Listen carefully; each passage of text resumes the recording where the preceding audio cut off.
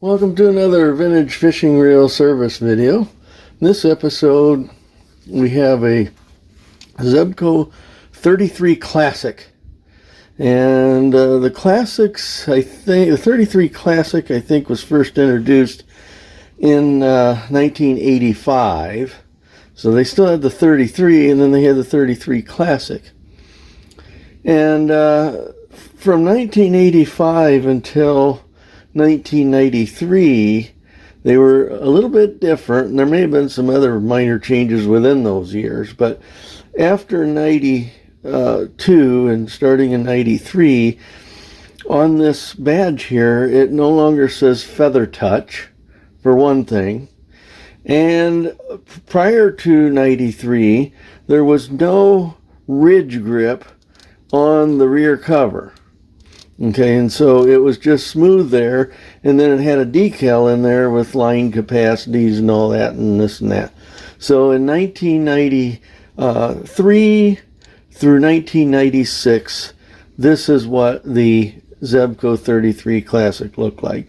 Now there may have been other slight differences inside and out, but the major differences that I could find was the lack of presumably the lack of the Feather Touch feature and the writing of Feather Touch on this badge here, and then the addition of the ridge grip in 93 and the loss of this line capacities and this and that. When you look into the lid, I don't see anything that looks like a Feather Touch feature, so it stands to reason that this does not have Feather Touch, so that feature was removed starting in 93.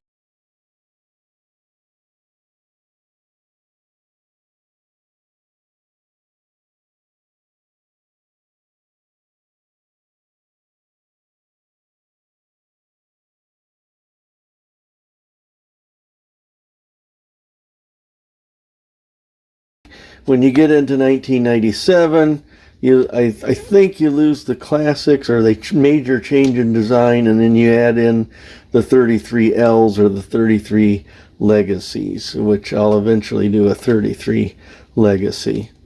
So let's go ahead and tear into this one and get it serviced and ready to go. So as with most of these, you just a slight counterclockwise turn, and then the cap pulls off. The spinner head is removed by holding on to the handle and unscrewing that in a counterclockwise direction.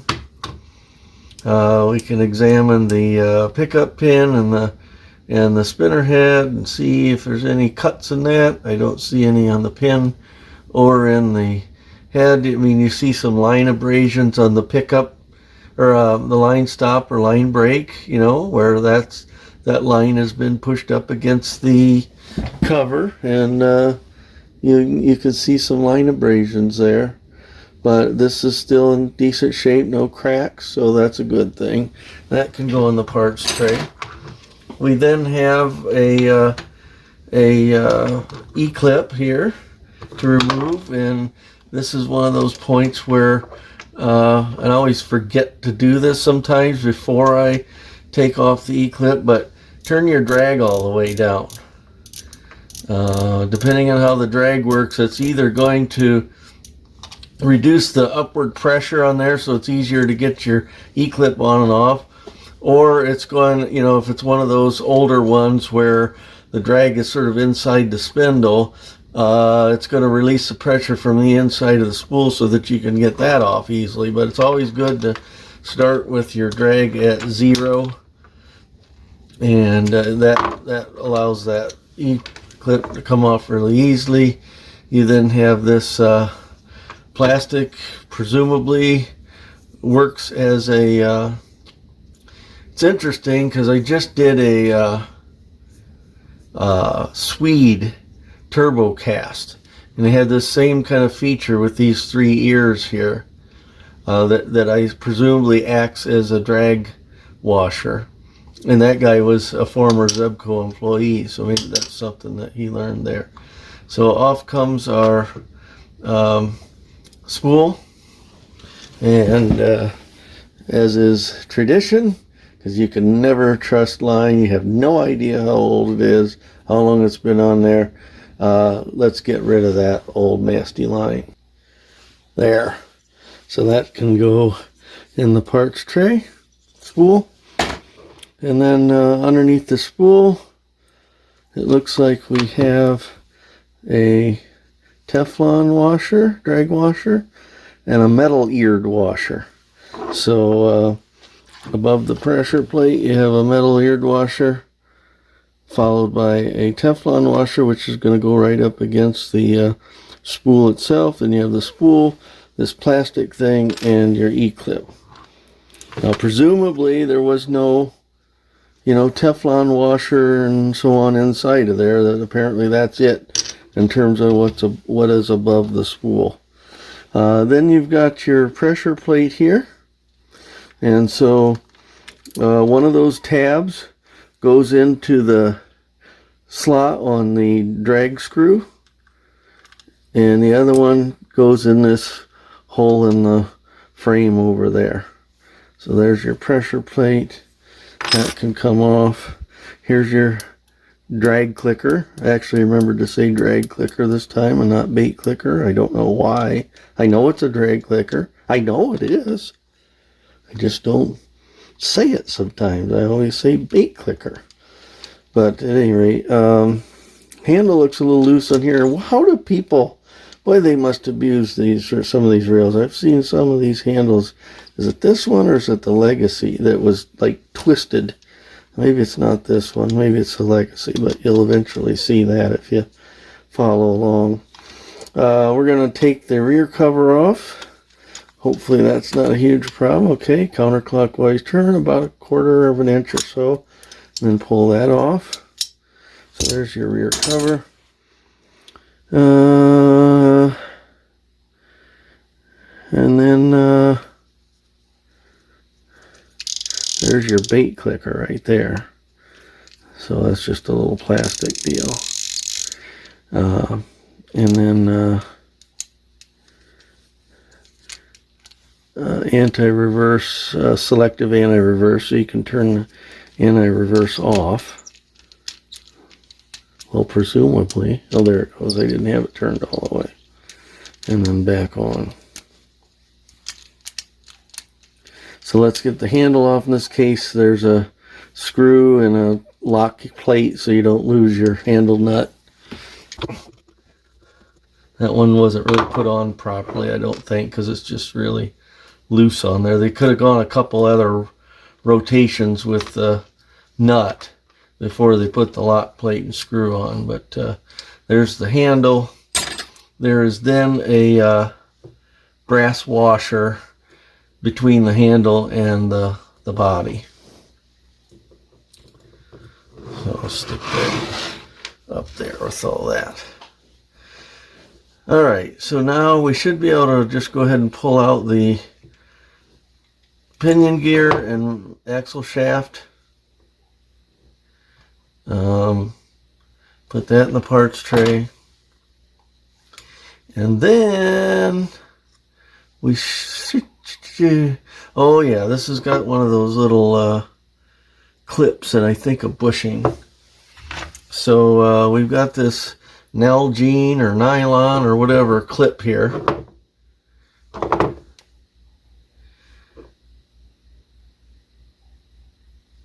And that slips in over like that. I'm trying to figure out whether they had that on, and I don't remember. I mean, I know which way I found it, but I don't remember which is correct, because there's a ridge on this side and there's not one on that side. And so I don't remember for sure if it goes on like that. Does it? Yeah, I guess it goes. I guess it seems to go all the way down, but I just wonder if we put it on that way, if it sinks down there a little further. It doesn't seem to, it rocks either way. rocks back and forth either way you do it. So we'll play with that when we reassemble. But and then I think, seems like there was a bushing that came out. Yeah. Because you're not going to be able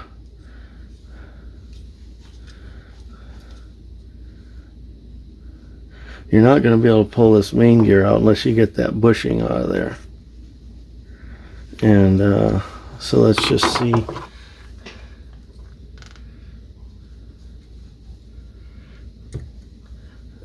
Okay, and then the grooved end of the bushing is presumably what this plastic clip slips into to keep that bushing from moving.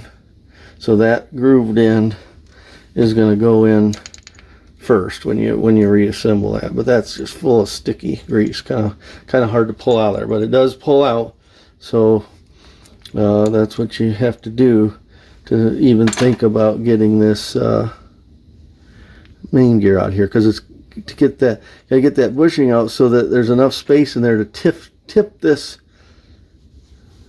main gear shaft upward, so you can get it past the drag adjustment knob, etc., etc. Now the anti-reverse pawl, I think this is one of those ones where in order to get the anti-reverse pawl out, you gotta pop the anti-reverse on-off switch out of the housing, and I see no reason to do that, to risk busting off those tabs that hold that into place, especially when I can lubricate that easy enough. It's moving freely already. I can clean and lubricate that without popping that off. I don't want to take that out there, so I'm not going to. There's a piece of lake weeds or something in there.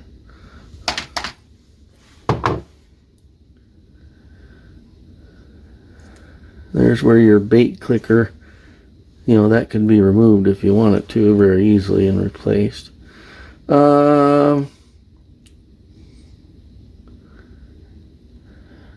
don't really see any reason to remove the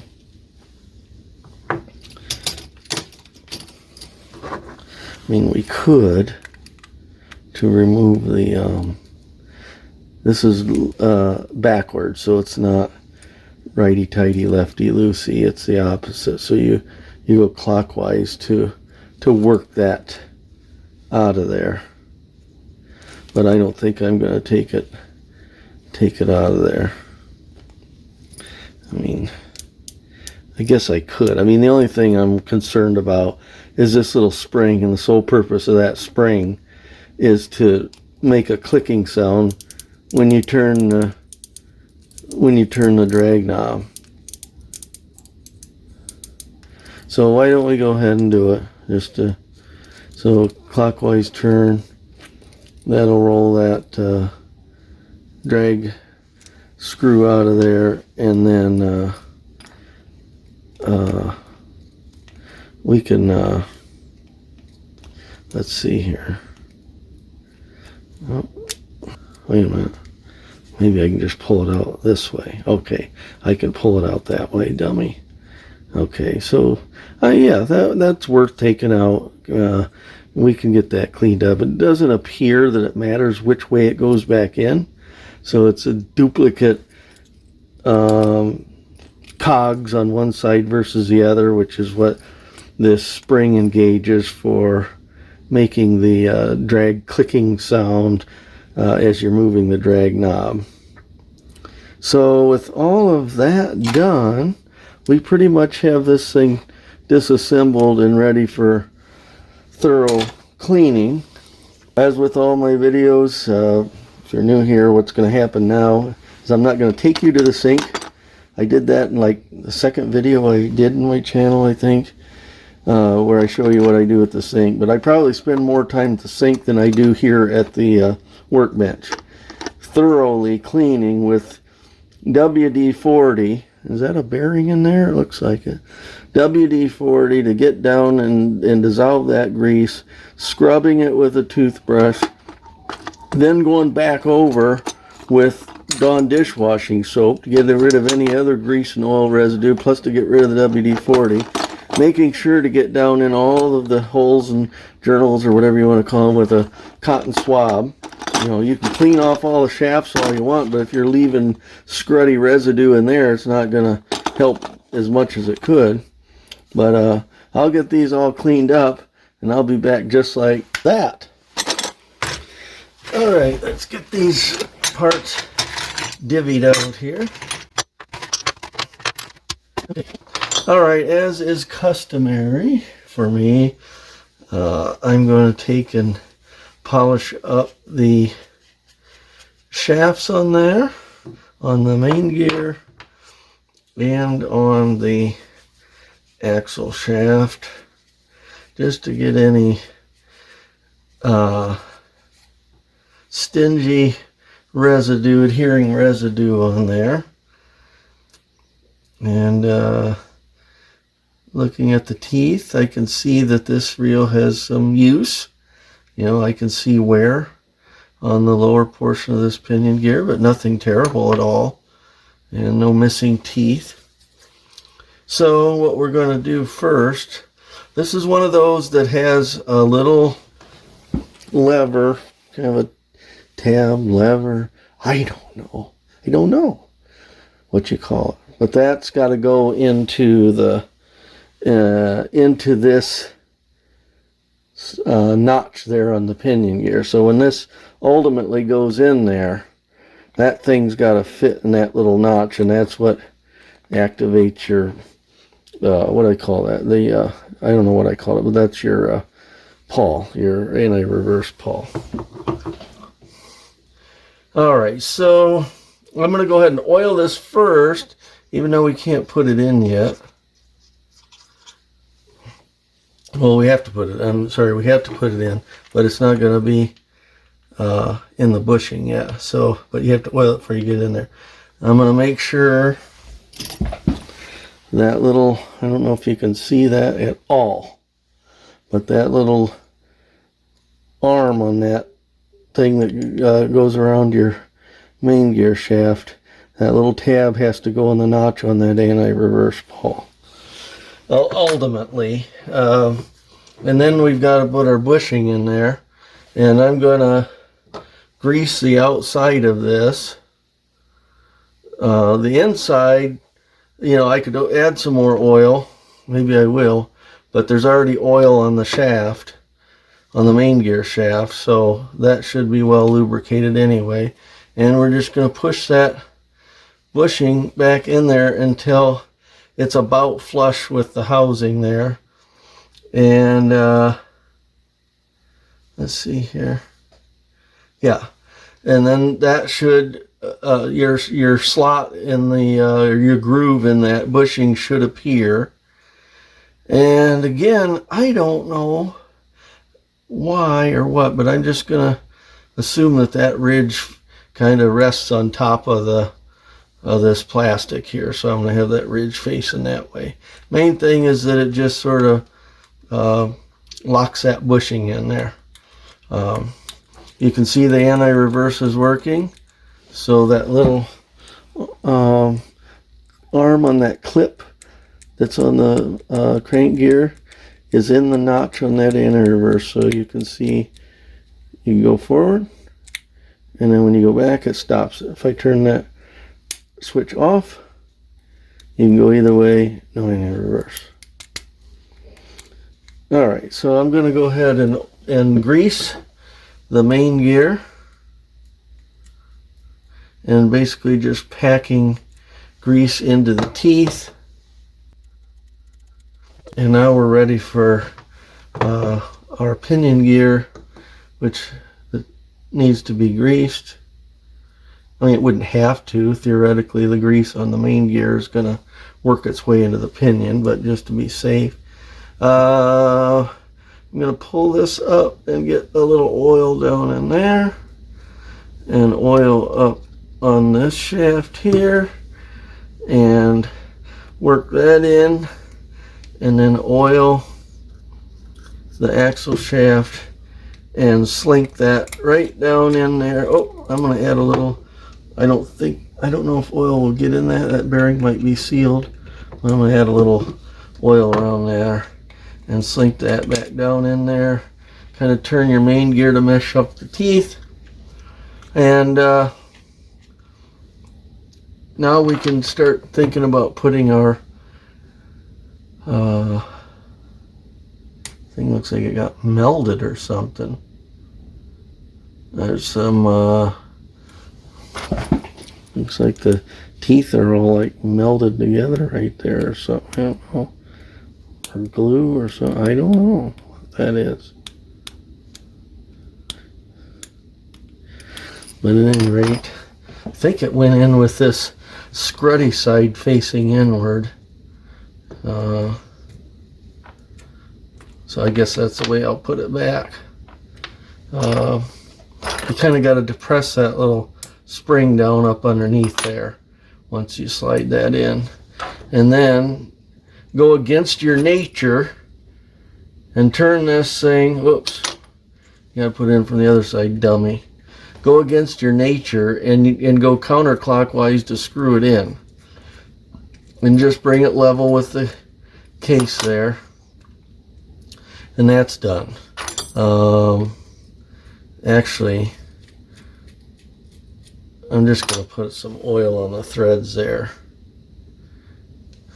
And then screw it back in. Okay. So that takes care of that. I think we can go ahead and add the handle on here. And maybe polish up this clip a little bit with some steel wool.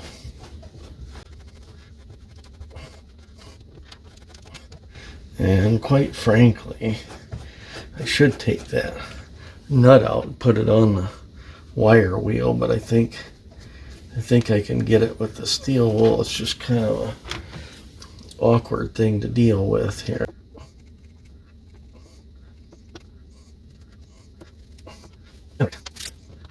There's a brass washer that goes there. Okay, now our handle. It's good and tight now. You just have to tweak it just a little bit because there's plenty of facets on this lock plate versus like 6 on the nut itself. So get it as tight as you can and then get that plate on there and then back it off until the hole lines up, and then put your screw in there, and that ought to lock everything in place. And it's on weight. I mean, it's beautiful compared to what it was when I started. Remember how it was wobbling around? I'm gonna go ahead, I've already rinsed these out with WD-40. I'm gonna add a couple drops of oil, lubricate those handle knobs, and then wipe off the inevitable black gunk that comes out the other end. Oh, there comes the axle shaft. Get back in it. Get in there. We can grease the tip of the axle shaft to make it a little easier on the thumb button. And find the little punch there and the little notch there. Push that on and then make a clockwise turn until it clips into place. We're now ready for our pressure plate. Again, this is something that I probably should take out to the wire wheel, but I think I can get it with steel wool and just get off some of that rust and corrosion. And I'll maybe just go ahead and get a little grease on my fingers and just rub that down a little bit, mainly as a corrosion preventative. We have to line this hole or the slot in that drag screw up so it's parallel with that tab there and get our pressure plate in. Then we're ready for our eared metal drag washer. So that there's 6 grooves. You just need to make sure that the 3 of those ears get into 3 of those grooves. I'm going to just rub this down a little bit, get our Teflon washer on there. Because this spool is designed to spin around the spindle as the drag is being used. We're going to grease the spindle, grease this top here to lighten the load on our pickup pin. Assemble that. Oh, it just doesn't have much of a clicking sound, and even if I bend that thing up, it just doesn't make much of a drag clicker. I don't know. It's not much of a drag clicker, is it? Just doesn't make much noise at all. Hey, that's a little bit better. That's a little bit better. You see that? That was sort of flattened out a little bit. Didn't have such an acute angle. And I kind of bent that down. The top of that triangle is what makes contact with that. And I bent that tip down and made it a little bit more of an acute angle. And it's got a much better sound to it. To your drag clicker. Because the drag is completely off, of course I have to put this back on here. Because the drag is, and that has to lock in. But because the drag is completely off, I've got plenty of room to put my E-clip on, so that's not going to be pinched in there. It's just a matter of slinking it in there. And now we're ready for lubrication of the the spinner head. So the pivot point, and then kind of the base of the thing where it rides against the metal of the spinner head. And then we hold the handle, screw on the spinner head clockwise all the way down until you don't have to go crazy, but until it's decently tight. And then, now here's the other thing about these. Now if this was going to be a shelf queen, and it's all pristine and perfect, and maybe it's new old stock, and you got the box, and da-da-da-da-da, you may never want to do this. But in all of these, there is a drain hole. So that although there's no writing on this cap, there is a proper way to put on the cap, and that is to have the drain hole facing down. The problem is that when they put the sticker graphics on there, they covered up the drain hole. So there's no way for water to drain out that hole. So like I said, if it's a shelf queen, you may not want to do that. This one's not a shelf queen. So I'm going to take my X-Acto and shove it through there and give it a turn and get that decal peeled off of that hole. So I've got a drain hole.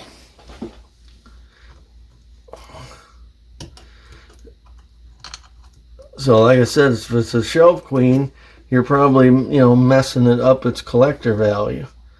But if you're going to use it, I'd kind of like to have that water draining out of there. That's one of the problems with the stickers on these, is that it covered up the drain hole. So now I'm going to make sure that when I line up these tabs and close this up, the drain hole is down at the bottom.